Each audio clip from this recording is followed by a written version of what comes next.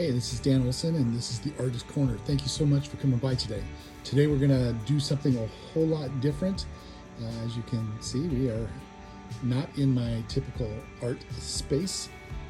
We are in my man cave, which doesn't really have a cave, but it's the backyard. There's the pup. So we're going to build a spin art table. So I purchased a table that has a hole in the middle for the umbrella to go through. I will explain the cone on that head just a second, in just a little bit. Yeah, it has a hole in the middle where you can put in an umbrella, where you can put in an umbrella, but I'm going to put in a motor below it that comes up through it for the spinning table. And then also, I've got a splash guard here, just simple storage case that'll fit on, that's transparent. What I like about this is if I'm doing this with my grandkids or young kids, I can put the lid on top of it before it starts spinning, so it's perfectly safe, and they can still watch what is happening.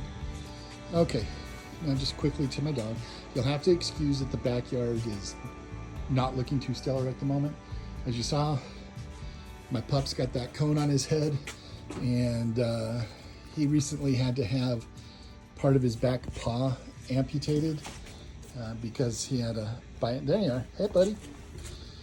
He recently had to have a biopsy done that showed cancer, and so we had to remove a toe, and the cone is to keep him from licking his back foot. But it's healing nicely, and hopefully they got all of the cancer, and he'll be around for a little bit longer. But this is what we're doing, and I'll show you as we're going along.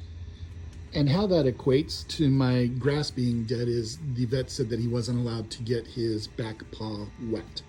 And he wears the cone so that he doesn't keep licking his foot to get it wet. So that's why the lawn's kind of dead, but otherwise everything is good. He seems to be healing really well. Hopefully the cancer doesn't come back. Back to the table.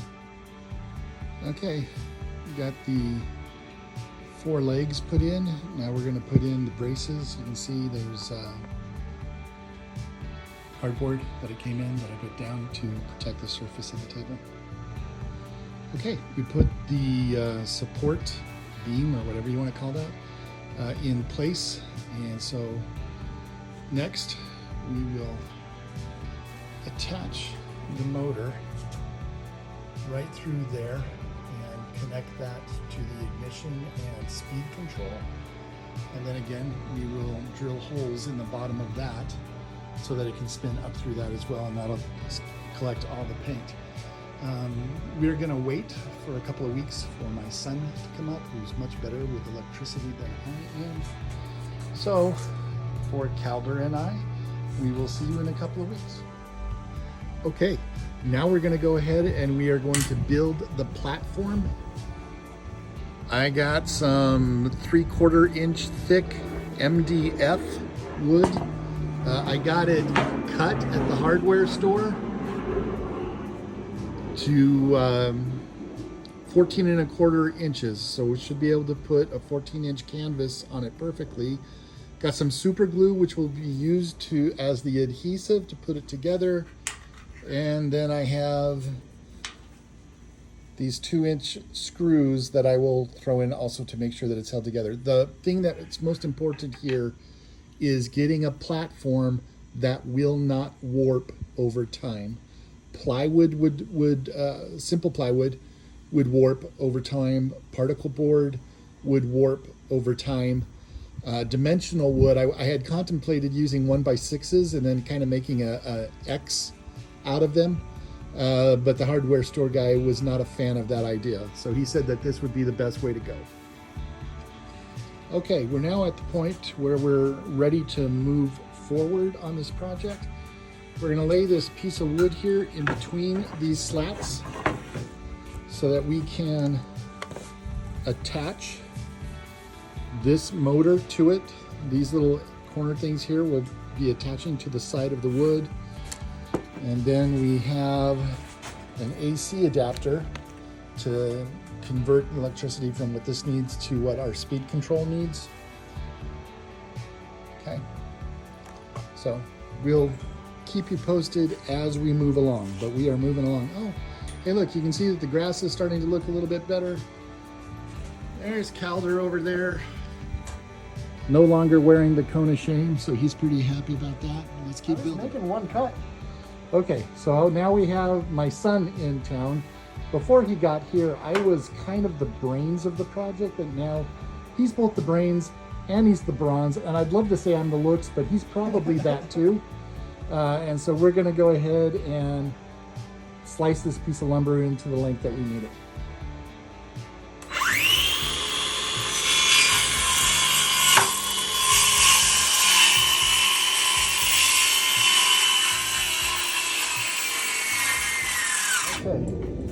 Drilled a hole in that piece of wood so that the motor can come up through, and then we put a couple of screws on each side. So now that piece of wood is going to be what we're going to attach the motor to.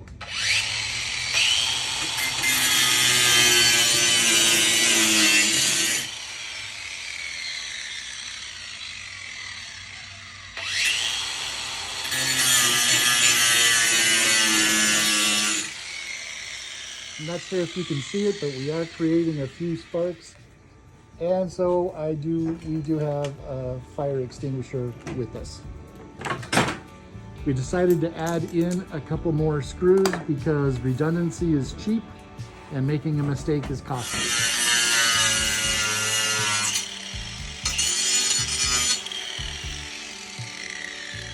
What we're doing is we drilled all the way through. So now we are cutting off the edges.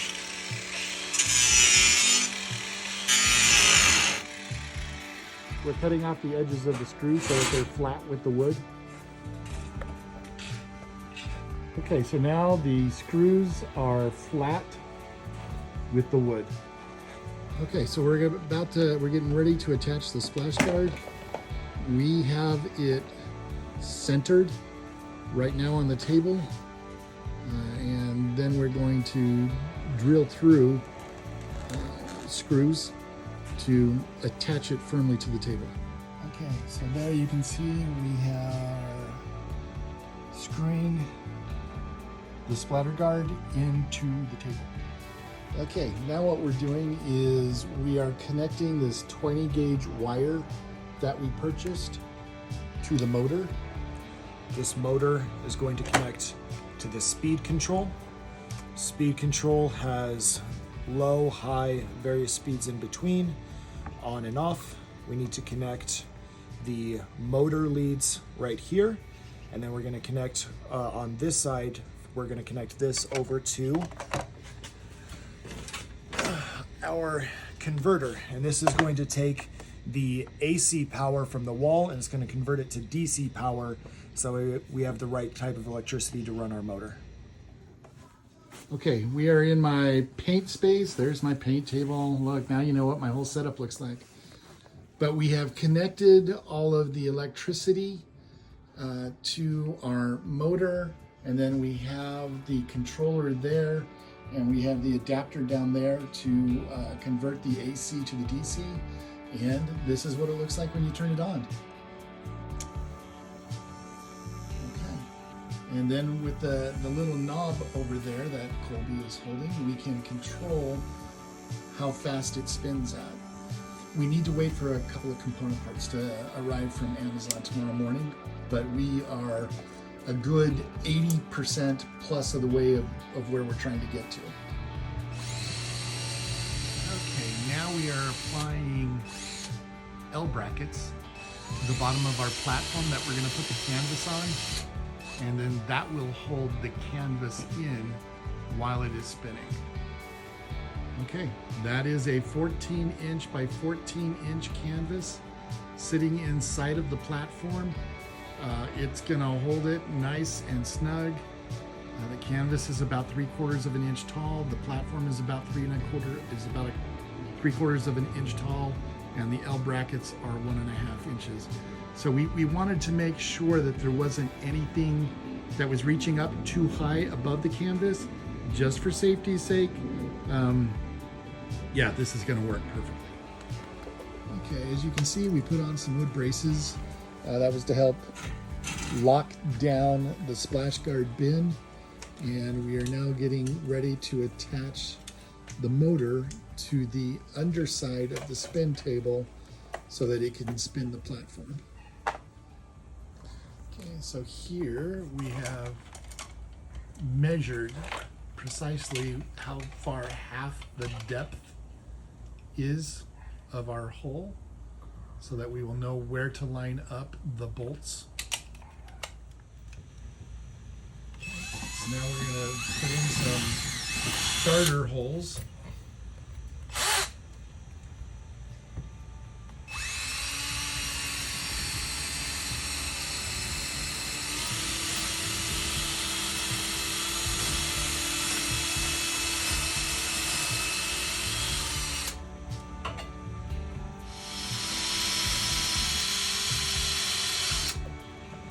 We are slowly increasing the drill bit size just to make sure that we get the hole perfect.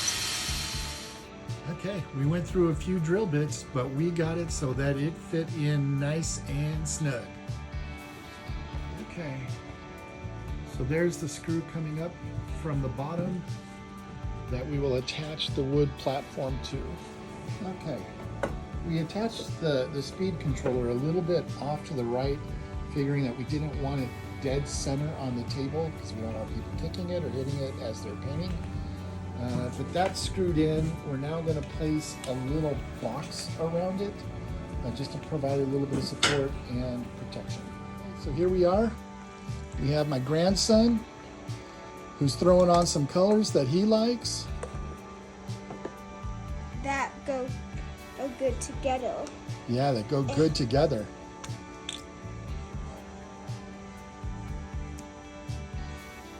Yeah, get crazy with it.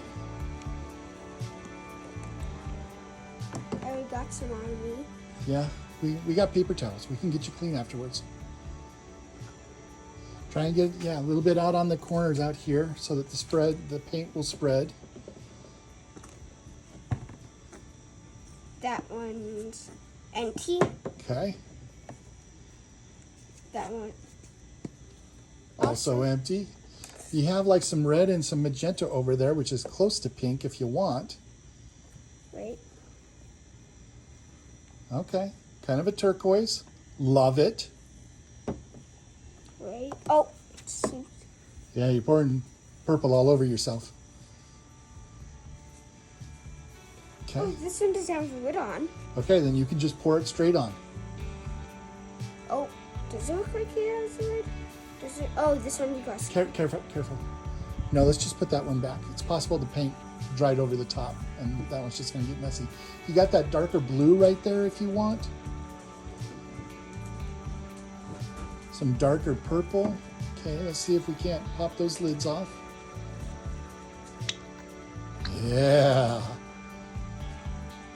Okay. And then you got that darker blue right there that you haven't put on yet. Is that something? Oh, forgot I can't do this. Oops.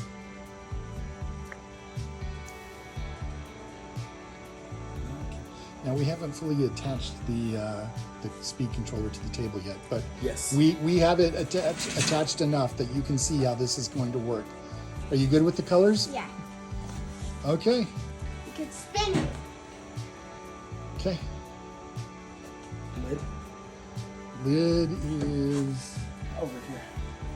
okay. We're gonna put the lid on as this is the first time, and but we can still watch it and make sure that, Yeah. if anything bad happens, the lid on, I'm sure is going to protect us. Okay. Here we go. I want my own camera. We both want to record this. Oh yeah. Wait, I want my own camera. I want my own camera. Where did my camera go? First let me find my camera. Okay. Guys, pause it. Oh. There's my camera. There we go.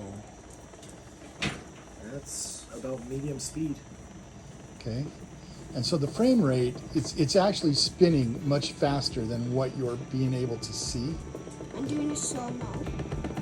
This is my spinner. It's currently spinning. Spinner. So just see. Stop it now because those paints that are wobble. Yeah, we got the paints over there. They're kind of jiggling a little bit. Yeah. So let's take it down. I just did a slow-mo video, but my spinner, it's in there. I did slow-mo so you could see that this spinner, like how it's moving and stuff. Like that's Yeah, actually almost moving. no paint. I don't see any paint on the lid, and I see very little elevated. Right. Yeah. The grand review, wait. So there we go, guys. Yeah. Now let's see. I Wait, brought wait. out a box of nitrile gloves so that we can Wait. touch. So, I was going for a bubble gum, kind of. Oh, wait. Okay. And that's what it looks like when it is stopped.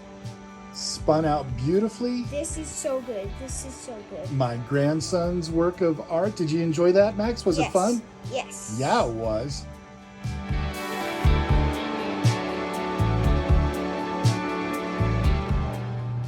Okay, so here is the finished product.